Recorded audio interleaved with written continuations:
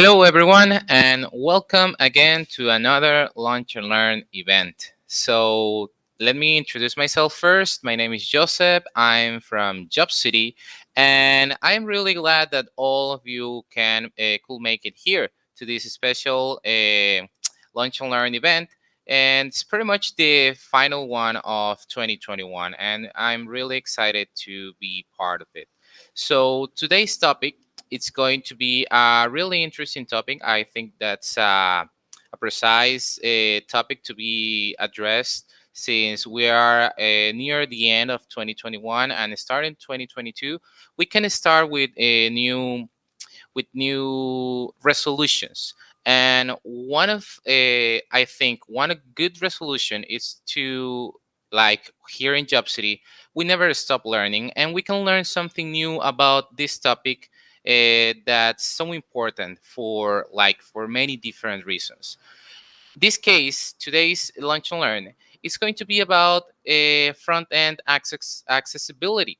And for that, we have Tiago. Tiago, it's a front end developer that he is really interested in this topic, and he has prepared a comprehensive study on accessibility, and he will share with us how should you as a professional developer or as a company should address accessibility for your projects, for your websites, and so on. So Tiago, welcome to the stage, welcome to our Lunch and Learn.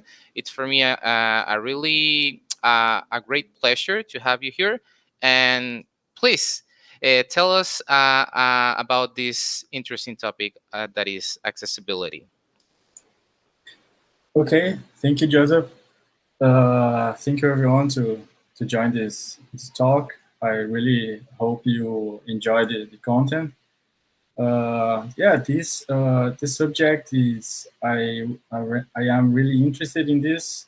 I'm not an expert in this subject, but I have worked with accessibility some time ago, refactoring some websites to be accessible. And I gathered some information here to help you understand how you can approach this and start thinking in accessibility for your websites. So think this talk as like a front-end accessibility for dummies. But yeah, it's a cool subject. You always can be interested in search more in this subject, and I hope I can get you hyped on this. So let's get started. Um, to get started, I gathered here some myths from this website here, a11myths.com. You can access it later if you like it. I picked just some of the myths here that I found interesting to show to you. So one of the things that most people think about accessibility is that disabled users don't use your website, but this is not true. And you can, oops. This is why the accessibility technologies, some of them you can detect in logging tools, but some of them are not detectable. Just because people are not using, don't have specific tools for it. So just to list some of the common disabilities, some of them are color blindness, limited motor skills, or even cognitive disabilities that can hurt the user experience, but you will not detect this. And also the people with disabilities using websites, they are not only using websites, but people with disability, they are the largest minority in the world.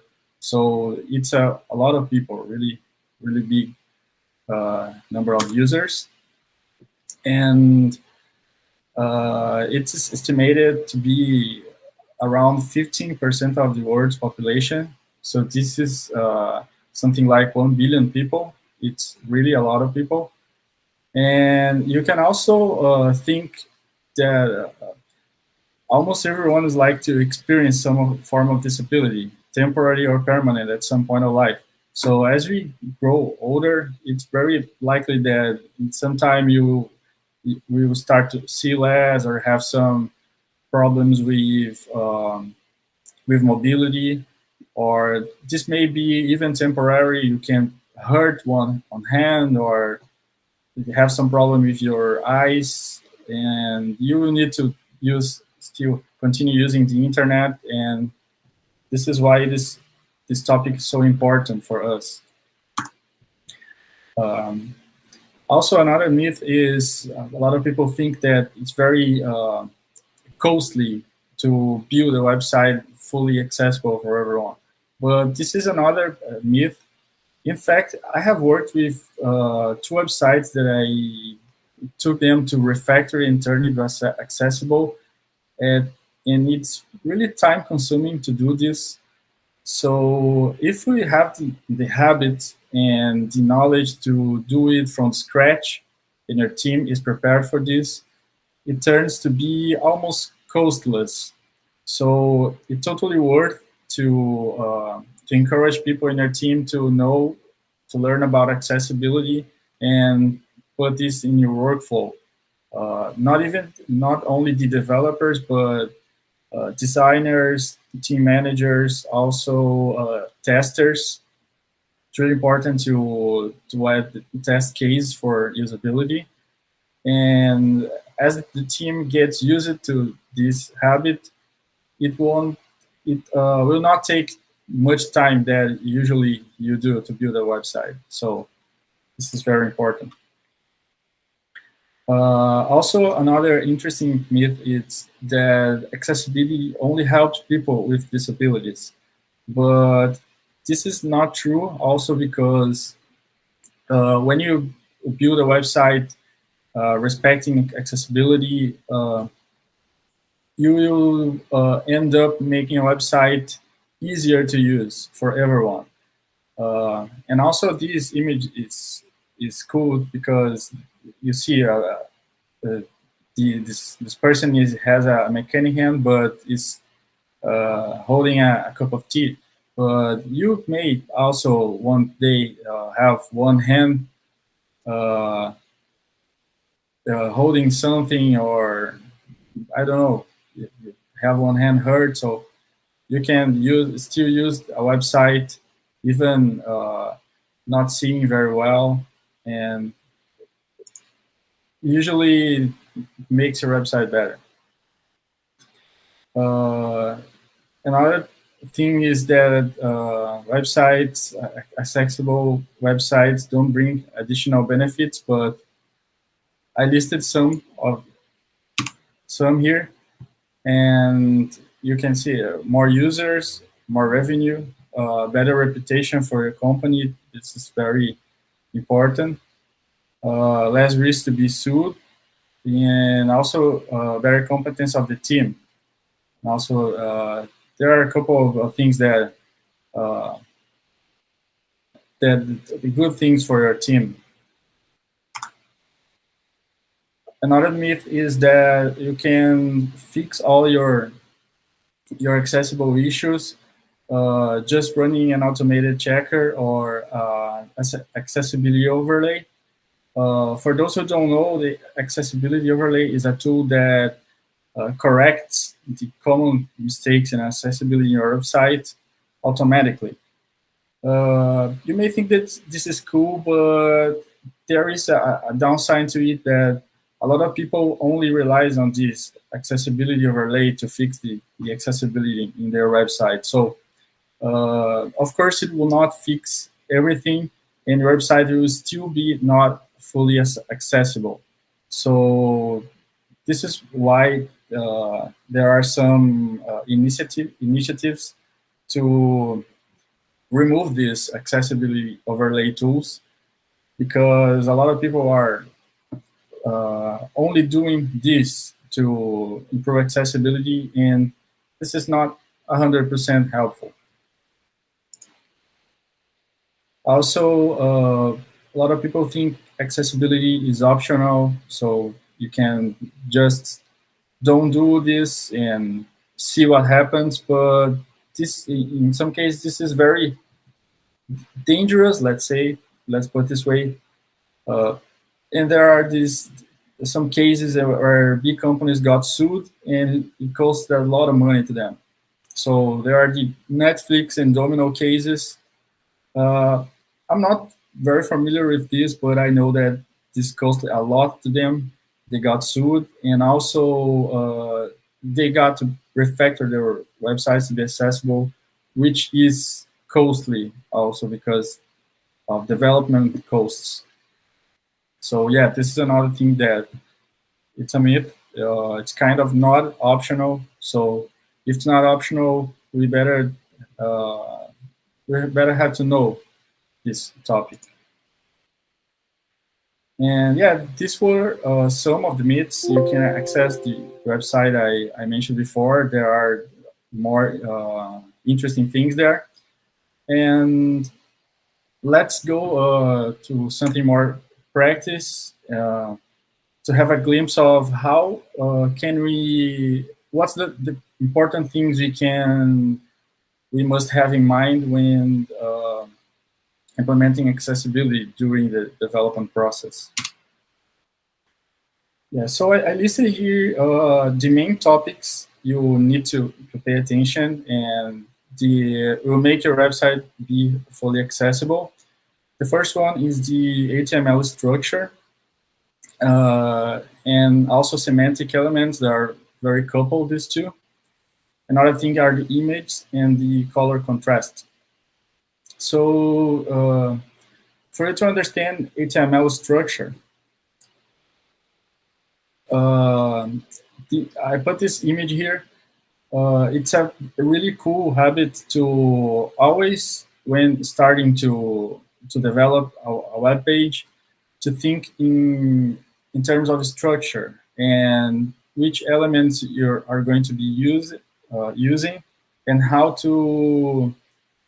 uh, to organize them in the screen. So this we can always do a wireframe like this and see what's essential here and what will be the content you're going to show to your users. This is very helpful. And why HTML structure is so important? For people that use screen readers, the way the screen reader knows how to read your web page is through the accessibility tree. And this accessibility tree, it's a tree of the elements in your website that Google Chrome reads your page and builds this ATM, this accessibility tree. And it's pretty much like the DOM tree, but focusing only in the semantic of the elements and the content of the screen.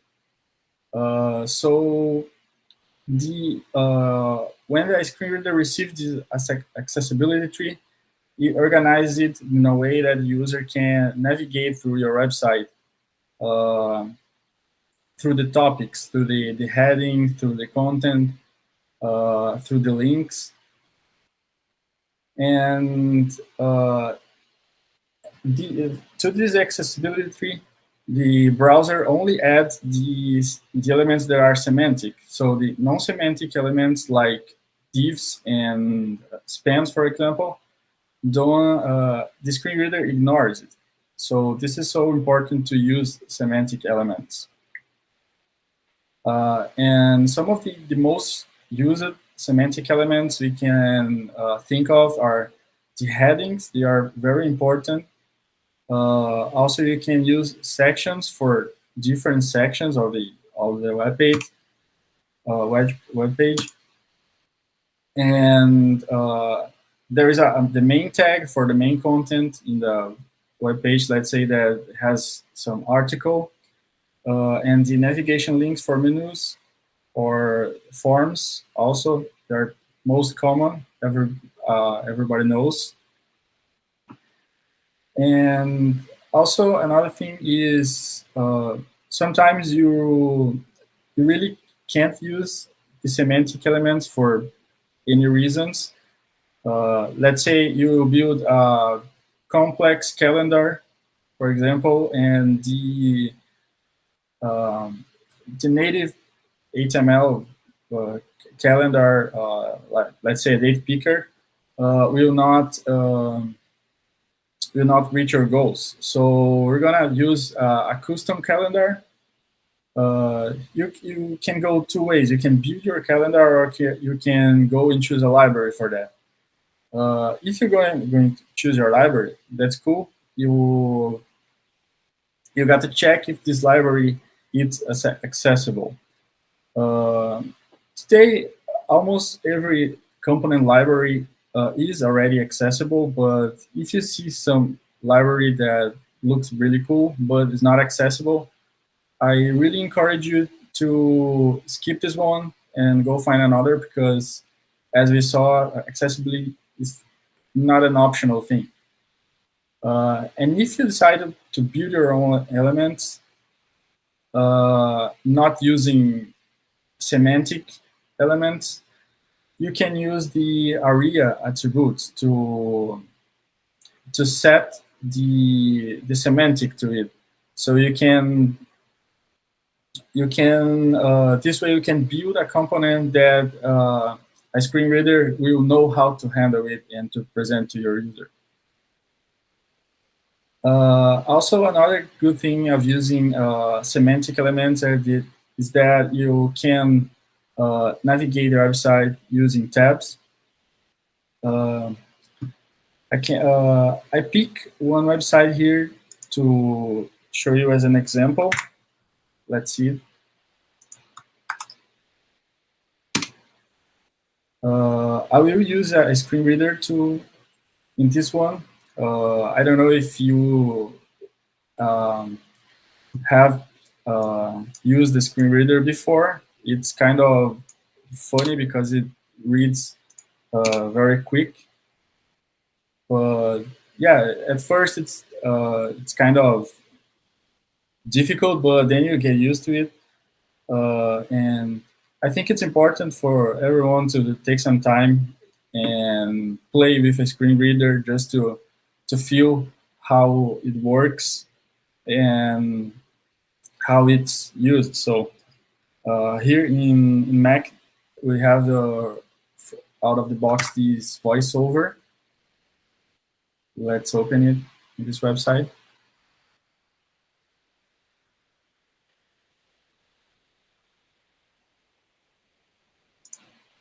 Okay. Chrome busy. Voiceover on Chrome. Home. B. A111 project. Google Chrome window. Google Agenda. December 2021 tab. You are currently on tab inside of a group. To select this option, press Control Option Space. Okay. So Home. B. A111 project. Web content. Voiceover off.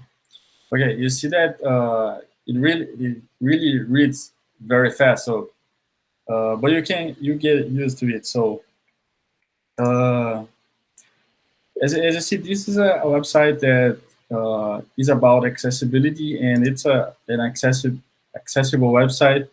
One thing I want to show here is how you can navigate here using the tabs, and the tabs are really visible. This is another thing that it's important, because in some cases I have worked in projects that the design team decided to get rid of the tab visibility. I know the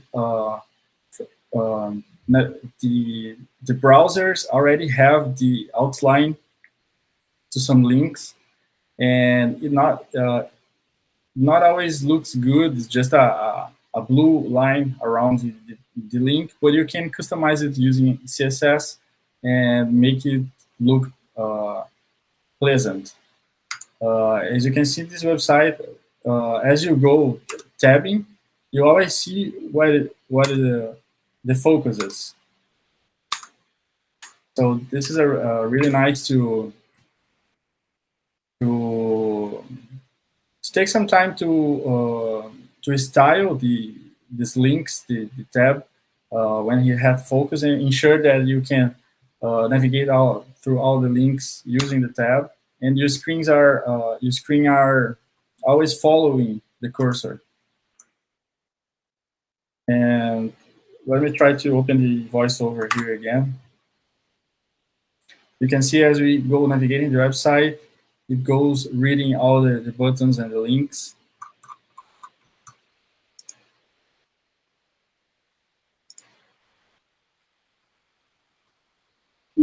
VoiceOver on Chrome, Home, B, A11Y, Project, Google Chrome window, Google Agenda, December 2000. So when I Visit link, skip to content. Visit link, skip to content. You are current. Black Lives Matter. Complimentary. Raise Black Fist. Image. B, 811Y, Project supports the Black community and B. Link, Black Lives Matter movement. Link, number Black disabled lives matter. Chrome has new. Okay, I didn't know how to stop the reading. But as you can see here in the menu of the website, when Chrome has new window. You are currently on navigation. VoiceOver off. I'm sorry, it started again. So when you are in this link with the voiceover open, it appears a button to skip the main content. It's very interesting and very helpful for the people that use this website using the screen readers here. So, okay, let's get back to the slides here.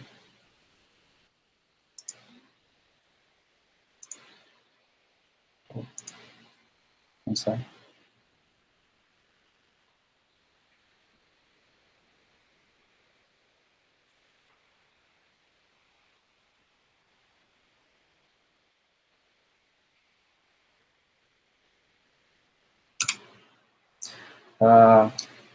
So another thing that I listed before that is very important for accessibility is the image of your website.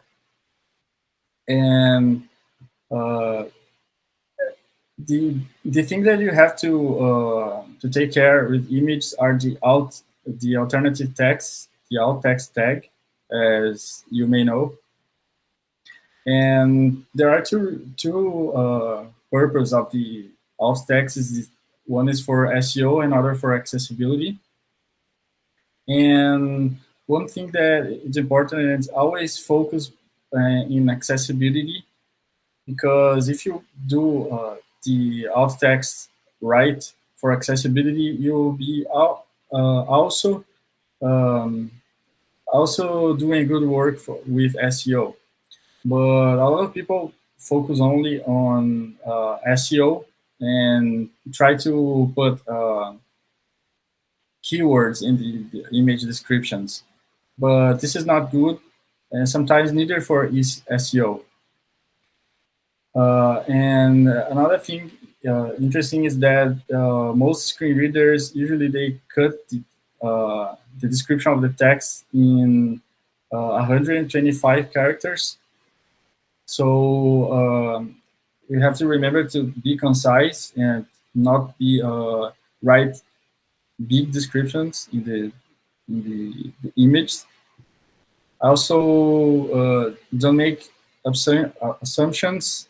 You don't need to describe things that aren't in the image. Just describe what's really in the image. And also not using image off or picture off, because the screen reader already reads it, already says that you are reading an image. So this is kind of annoying when you use this. And also you can use keywords in your image, but this is tricky. You got to be wise using that, because it can easily backfire on you. So it's not a problem using keyword, but you have to be wise. And also another tip for alt text is not describing something that is like a logo mark, or how can I say, a logo mark with a text. Like if your web page is about a product that have uh, I don't know the word, but a logo mark with a text. Let's say you are building a website that is for a music festival. Let's say Lollapalooza, and your image is that logo is reading Lollapalooza. You don't have to describe it because it's just another text, and this is not adding anything new to your subject because the user already know what you're talking about. So in this case, you can just leave your alt text empty, and this works the same for decorative image. So if your image doesn't add anything new or important to the text, you can just leave the alt text empty. And don't forget that you must put the alt text there, but leave it empty. No, don't forget to put the alt tag, because this way it's bad. So if it's empty, the screen reader just won't read it because it doesn't need it. And here I picked an example of how we can write an alt text for an image. And these are bad examples, like this one. Uh, you can think like this. The screen reader will read like this. We're zoomed in the face of a brown bear, sometimes known as a grizzly, gazing majestically into a middle distance. Perhaps she's hungry or has spotted a threat. So this is a very long text describing this image and is making a lot of assumptions, and also is trying to keyword uh, brown bear and grizzly, and this is a bad example of a description. And this is another bad. This second one here is called keyword stuffing, and it's clearly trying to set keywords for Google SEO, and this is not descriptive. The screen reader will read to the user: bear, brown bear, grizzly, grizzly bear, mammal, carnivore, and this is annoying. And also you can be punished by Google if they detect that you are trying to do keyword stuffing. So an okay example here would be brown bear, because it's very concise and is describing what's in the image. It's actually a brown bear. And a better one is a close-up of a bear's face, because this describes more, not making assumptions. You are only seeing the face of the bear, and yeah, that's it. We got pretty good. And also, if you think in terms of keywords, it will be okay because you have the bear keyword here. So Google already knows that for a bear, it can use another synonyms for it, like grizzly, and I don't know. So don't need to do this. And the other thing that's very important is for people that are not legally blind but have low visibility or color blindness, is the contrast and picking the right colors for mainly for texts, but for everything in the end. But for texts, it's very important. So here is an example you can see. Two examples here that have a good visibility. This one high visibility, this one high contrast. And here above, this is starts to getting difficult to read, even for us that see well. And this one's kinds of flash and vibrates for some people. So these are color combinations that we must avoid. And How to know what kind of color combinations we can use. There are some tools that you can use. I think Lighthouse in Google Chrome already does it. You can use this tool. Um, and there is this equation here that uses to detect the contrast between the text and the background. So this is actually this is a very easy test you can do with a tool, and also easy to fix. And also another thing very important is not using colors to convey meaning. So if you are using a color to mean something in your website, you're probably uh, you're probably making it difficult for people that don't can't see colors, right? So also it's good to avoid this. Um, Also, uh, other things that you can list to ensure your component is accessible is always check if you can use a component with just a keyboard. Again, this is important because some people they have difficulty using a mouse. It may be because they have shaking hand or cannot aim things, or even for people that in some moment don't have a mouse. It can happen to anyone. So always good to ensure you don't use a mouse.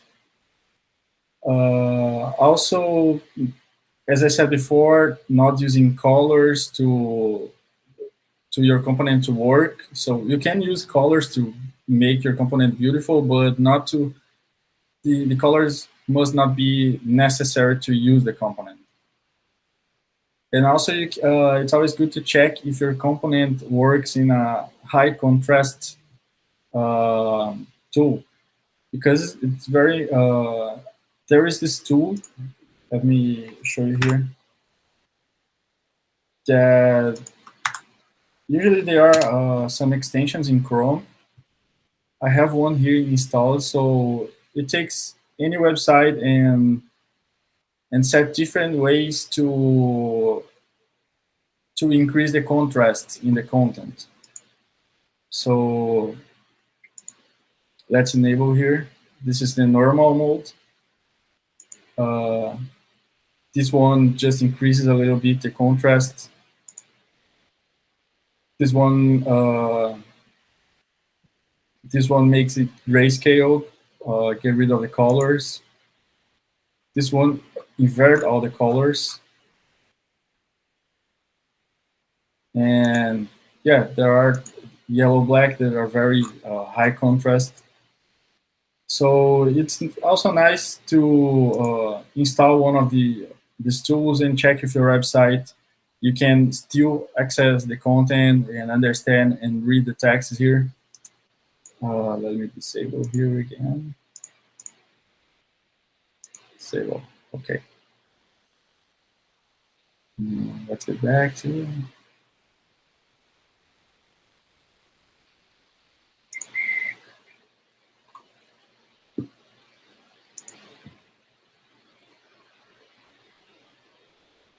Yeah, I'm sorry, my computer is a little bit slow today, but no problem. Yeah, here are some more tips. As I mentioned, ensuring your components can be used with a keyboard. There are some very common feature that it's a very good feature. People use it a lot. Is the drag and drop feature. So the problem with this is that it relies on mouse action. So if you are going to implement a drag and drop feature or any other feature that relies on mouse action, it's always good to make sure you have a keyboard alternative for that feature.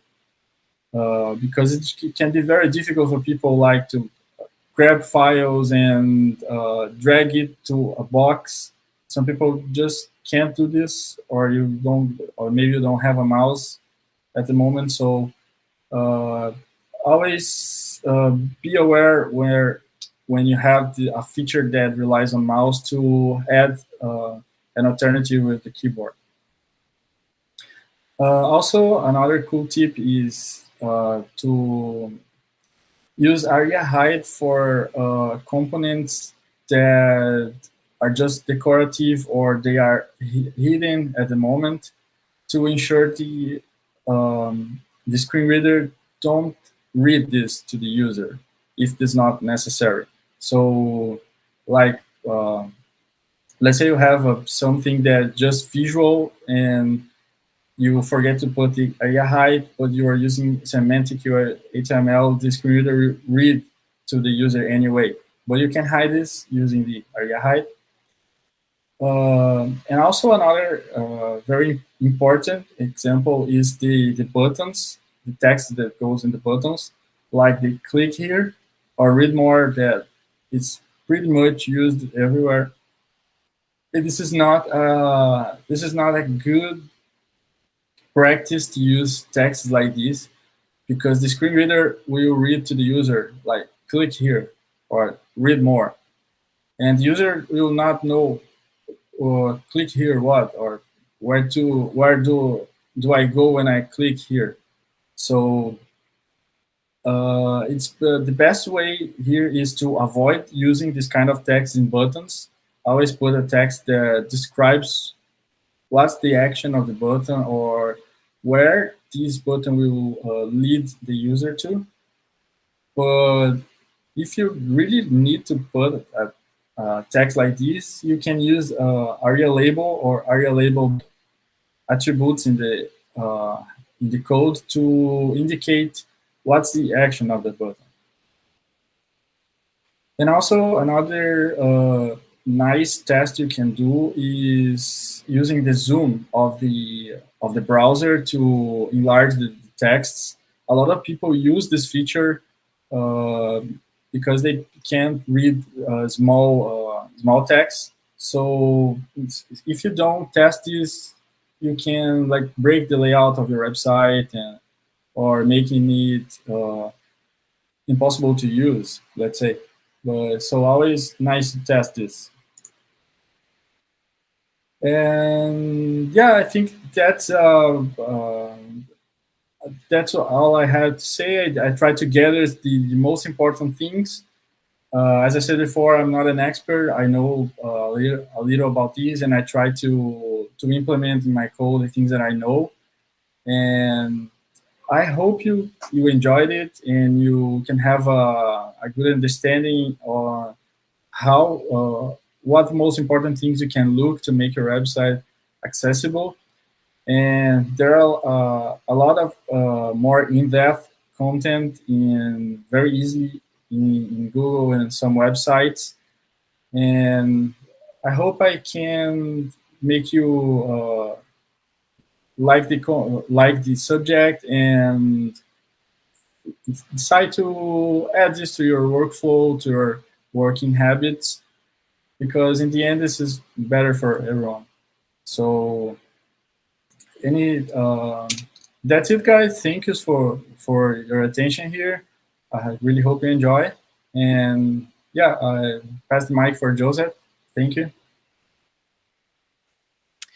Thank you, Tiago. Thank you. Thanks a lot for this like whole presentation. I believe that it's really, really good content that we have got the chance to learn a little bit more, and that's definitely a good topic that has liked most of our viewers. So we have a couple questions here in the chat. I would like to go ahead and ask you a little bit about this.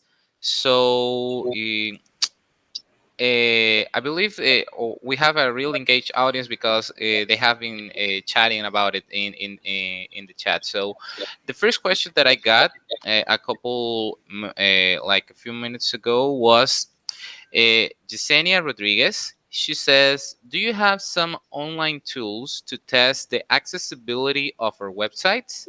She says that she knows Taudis And Lucas Madaloso also mentioned another tool that was the access extension for audits. So, have you could you tell us about any kind of tools that we could use in order to address this topic of accessibility? Uh, I can talk. I don't know a lot of tools. I know the Lighthouse is one tool that checks some alt text and color contrast. I know there are more tools, maybe better tools. Yeah, I think the best way is not rely 100% on the tools. They are cool. We can use this, but the best way is understanding the accessibility and trying to implement in your workflow case by case and manually testing your website with a screen reader, the test team. This will be the best. But yeah, these tools are helpful. They can spot some little issues, things that the developer forgot to implement, and also color contrast, as I said. But I don't know how to. I don't know many of these tools. I know the Chrome Lighthouse. It's okay. Yeah, but you searching Google, you can certainly find more tools for it. Yeah, for sure. I bet these tools that they mentioned, Taudis, it's Tawdis, and Axe, AXE, like the axe. Those are really good tools that are worth like looking for. But as you said, it's not a good thing to only rely on tools because tools are automated, and even though they are automated, they are not 100% fail uh, proof. Like they could fail, and the best option is always going to be like do it manually, right? So we have another comment here about Rodrigo Facenda. It's not a question, but it's kind of like a good comment about the topic. He says that Rodrigo says, I had a blind colleague on college, and he always complained when a website was not accessible. So he says that this topic was a really good choice of a subject for today. Thanks, man. Yeah. Yeah. As I told you, this topic was really appealing to our audience because we have had some contributions in the chat, but I have another question here from Yesenia. She says, which HTML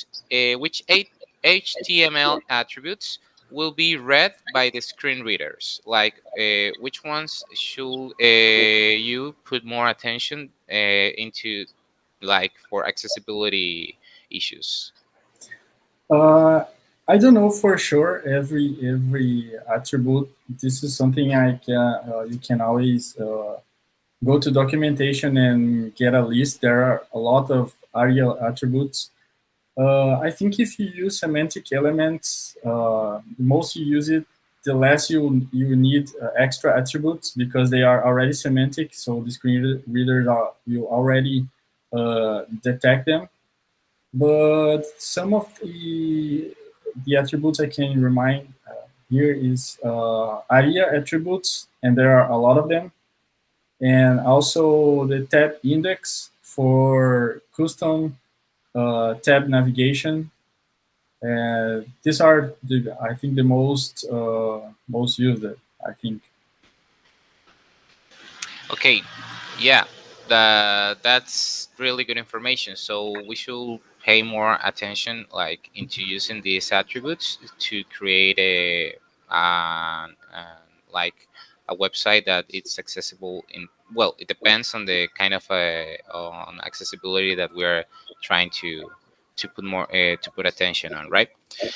So we have, like I said, we had like a little bit of interaction here. Julian says, for images with text like logotypes, shouldn't you type Lulapalooza, for example, in the Alt attribute so the blind can hear what's written in the image. So Uh, what do you say about this? Like, no, this the best thing to do in a case like this is to leave the alt text empty, mhm, because if you have an image of the logo type really Lollapalooza, user usually always already know that the text is talking about Lollapalooza. It's just a decorative image, so the best thing is not put any description for logo types, and just logo types with text. You can always leave the alt text empty. So just don't forget to put the alt text, but leave it empty, empty string. It's the best thing. exactly. And we had like a little bit of interaction with Lucho. I think this is Luciano from our company. He's like he also works with accessibility too, and he pretty much describes the same case. Like it depends on the case. If it's just a logo, just leave the alt text empty, and that shouldn't be like addressed in these cases. So yeah, thanks a lot, Luciano, for your help in the chat, for your interactions. And yeah, it's good to see that a lot of people like gets interested in this topic. So I believe that we don't have any other questions. Oh, he also said, Luciano also said, accessibility insights for web. It's also a good tool for some testing. So that's another recommendation that we got here from Luciano, and we for sure uh, are going to check it out in our future developments, like relating to accessibility issues and implementing these features for getting into a more accessible website design. So I believe that that will be it for today's lunch and learn. I think that we got like a really interesting topic here, and people got really interactive with the topic, and they I believe that this information is going to help us a lot as developers, as people that's interested in helping other people through our work. So thanks a lot, Tiago, for being here with us today, sharing this topic. Thanks everyone for being with us today. And don't forget that here at Job City, we always share our mentality. We always share our knowledge, and we never stop learning. So that's for today's Lunch and Learn and the last Lunch and Learn of 2021. I wish you all like a happy holidays and a happy end of the year event that you may have. So yeah, that's it. Thanks a lot, and we'll see each other in the next Lunch and Learn in 2022. So thank you guys.